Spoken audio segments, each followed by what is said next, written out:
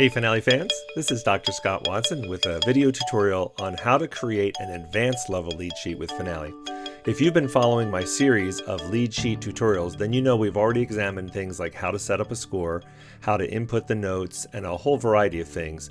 In this video, I will review those things, but I won't be doing them all the way through. I'm just going to get you to the point where we can add those advanced level things as quickly as I can. So let's get started.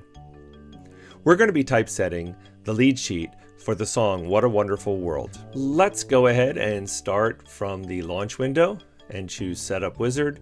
And here we will just jump to the next screen, which is where we choose a treble clef non-transposing instrument like oboe, violin, flute, whatever you like. And then let's go ahead and put the title in, What a Wonderful World. And for composer, we're going to put words and music by.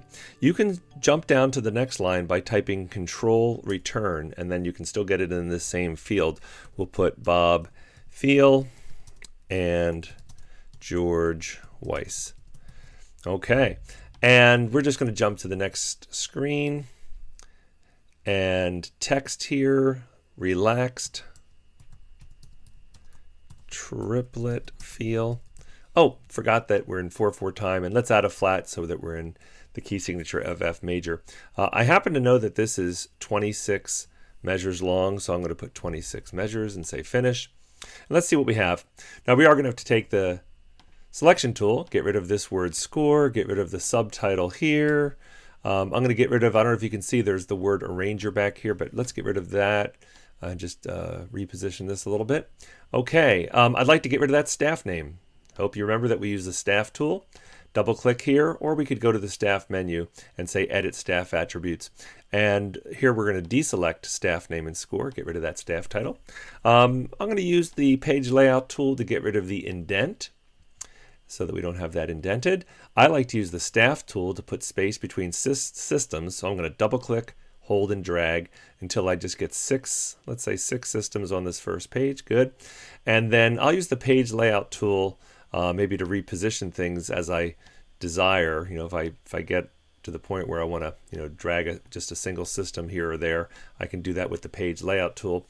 Let's put 4 measures per system just to get started. We can change that later on. Remember how we use the selection tool. We could move this measure, for instance, by hitting the down arrow. We can move it down to that system, or hitting the up arrow, move it up to that system. So I'll tweak that as we go. I'd like the measure numbers to be below rather than above the staff, so I'm going to use the measure tool, measure, edit measure number regions. Where it says position, I'm going to drag it where I want it, which is down here, and say OK. Yeah, okay, so that's pretty much what I want.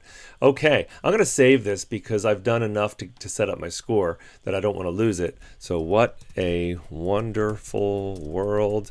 And maybe I'll put my name if I wanted to remember that it's mine on my desktop so it's easy to find, and go ahead and save that. So now we've got our score ready to dump some notes into it. In earlier videos, I showed you different ways to put notes in a score. Why don't we start out by doing speedy entry. In measure 2, I need 3 beats of rest. That's where you type the shortcut number on the QWERTY keyboard, like 6 for the half rest and 5 for the quarter rest. Now, when I press a note on my MIDI keyboard, like I press the C and press 4, then I actually get that pitch. And the E and 4. And so I'm going to just go ahead and, using the period for the dotted rhythm, I'm going to go ahead and put in a bunch of notes using my speedy entry method. And just to show you that that's pretty speedy, right? Here we go, eighth rest. Here I have a tie, so I'll use the T as my shortcut. Here I have a triplet, so I'll do option 3. And that tells me the next 3 eighth notes I do will be triplets. So there they are. And then here, quarter tied to an eighth. And then I want to, oops, that is a triplet again. So option 3, and then here's my 3/8 note triplets and then a half. Okay, I've got some more notes in, but I wanted to review with you one other way that I've shown you to put in notes in an earlier lead sheet project, and that's hyperscribe. That's where we play it in real time. So I'm going to go ahead and play it in. I realized also that my expression at the beginning, the relaxed triplet feel, I need to get rid of that 120. So I'm going to double click this just to edit it. This is in the expression tool, and I'm going to get rid of that 120. And see, the reason I'm getting rid of that is the playback would have been set to that. You know, let's make the playback something like 76. That way it'll be slower when I go to play it. It'll be easier for me. I'm going to choose the hyperscribe tool. I'm going to click in this measure here. And let me just record 2 or 3 measures using hyperscribe just to review that. So here we go. 1, 2, 3, 4.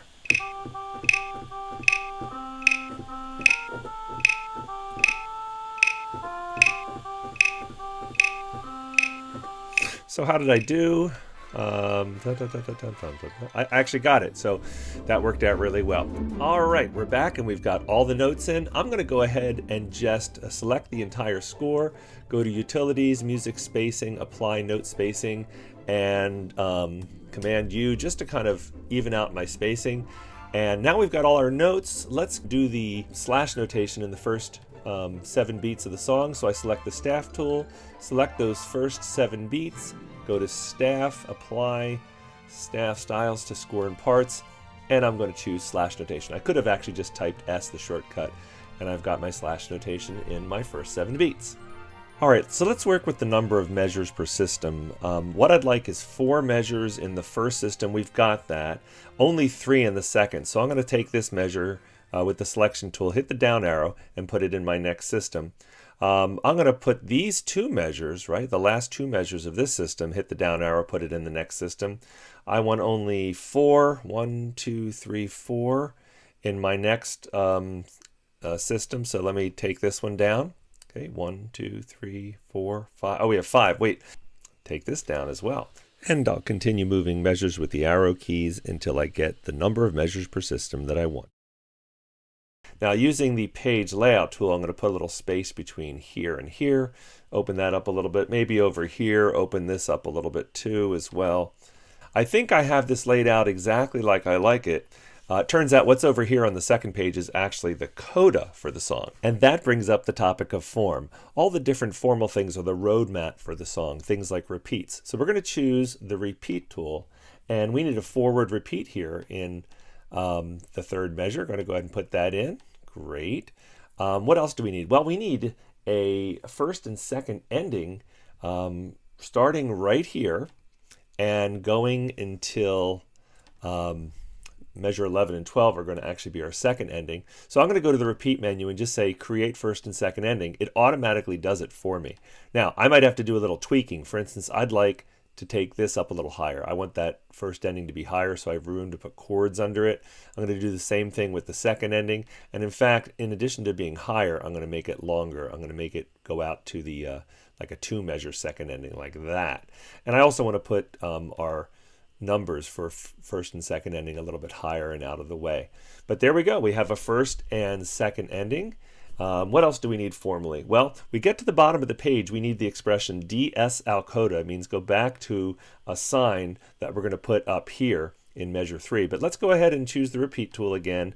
Double click here. We'll find ds al coda right there. We'll just select it and say jump back to measure 3. So I got to put, if I want it to play right, at least I've got to put that in there. Jump back to measure 3. I can leave it on top staff since there is only one staff, and go ahead and put that in there. So it'll jump back to measure 3. Now let's go ahead and put the sign back here, and that's this curly S with the slash. It's just a mark. We don't really need to have it do anything. So we have the sign there. This measure here at the end of measure 8, the second time after we go back to the sign, we want to have a jump to the coda. So we're going to choose the words to coda, and the coda is measure 21. So where it says to coda number, I'm going to actually say to measure 21. That's where it should jump. On the second pass, it should jump. Okay. And say okay. So now we've got to coda here, and then when it jumps, it's going to jump over here to measure 21, which we're going to put a coda sign there just as a marker. It's not important that it does anything else besides just looks pretty there. Okay, so we have our coda sign there. So those are all the formal signs that we need to make the roadmap of this lead sheet work. All right, we're really getting there. What's next? Let's do chords. You remember I have an entire video on how to put in chords, so you can check that for all the details, but let's put a few in just to review. We'll choose the chord tool. I can see right now that this relaxed triplet feel is going to be in our way. I'm going to just raise it up for now. Okay, choose the chord tool, click on beat 1, and type in my first chord, which is F. Hit the space bar, go a couple beats later. I have a G minor 7/F. Hit the space bar. It tells me that it doesn't recognize that in my chord suffix library. So I'll say, yeah, go ahead and add it. And I'm going to just say next, next. Maybe the number 7 I'll just drag a little higher. Might look nice to have that. And there we go. Now it's part of the chord suffix library. So that way, this time when I do F and then 2 beats later do G minor 7, it actually recognizes it. All right, in the next measure, hitting the space bar a few times, I need another F, and then I need an A minor here, A, M-I-N. Doesn't recognize the M-I-N, so I'll just say next, next, next. Yeah, go ahead and add that to our chord suffix library. Here we want a B flat. That's a capital B and a lowercase b. The lowercase b turns into a flat as soon as I hit the space bar. And now when I get to the A minor, A, M-I-N, remember it'll remember it from adding it before. Over here we have a G minor 7. Of course it remembers that chord and that suffix. Here we have an F. Here we have an A7, and so on. So let me put the rest of the chords in quickly. I'll be right back and we'll finish. As you can see, I have all my chords in. If I wanted to adjust the chord level, just remember I use the leftmost triangle, bring it down a little bit or up a little bit. I can do that here, but I'm pretty happy with it. I am going to use the selection tool though and get this DS al coda a little higher and away from that chord, and I'm going to get my coda sign in the start of the coda a little bit further away from that chord there. I'm going to use the measure tool just to do something very simple. I want a double bar at the end of page 1, so I'm going to choose the double bar and say OK, and that's with the measure tool. Now I've got my double bar at the bottom of the page. Next we're going to put in a counter melody. Using Speedy Edit, in some of our measures we're going to have a counter melody in layer 2. I can choose layer 2 down here where you choose of the layers. There's layer 1, 2, 3, 4. I'm going to choose layer 2.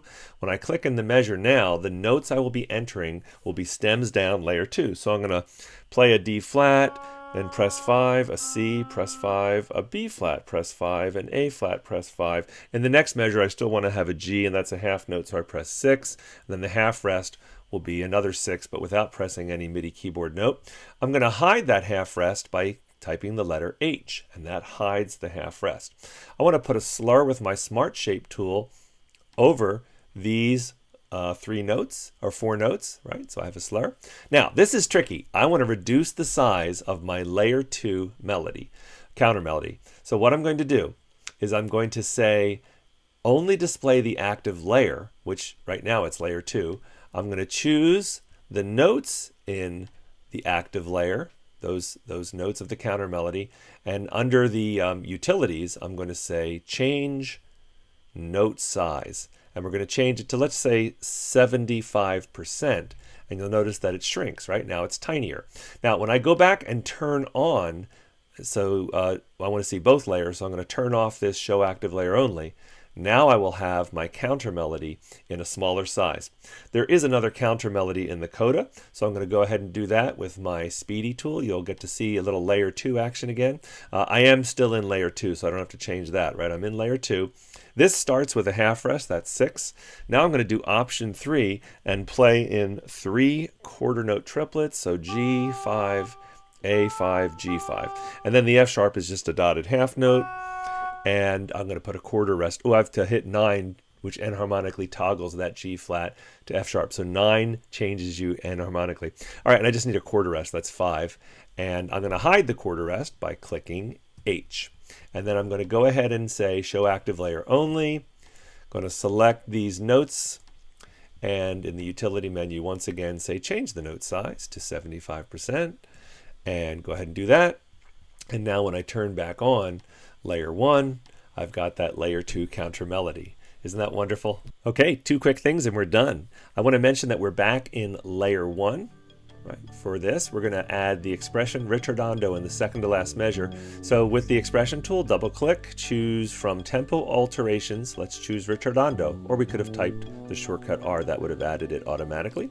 And assign, and let's go ahead and drag that below the staff, which is where we want it. And then the last thing is we want a fermata on the last note. So Finale considers fermata and articulation. So I'm going to go ahead and click here, choose fermata, select, and just maybe drag it up a little bit, give it a little bit of breathing room from the staff, and we've got our fermata. We now have a complete advanced lead sheet. I hope you've been saving often and all along the way so you didn't lose anything. Save often, I always say. Anyway, good luck with your Finale lead sheets.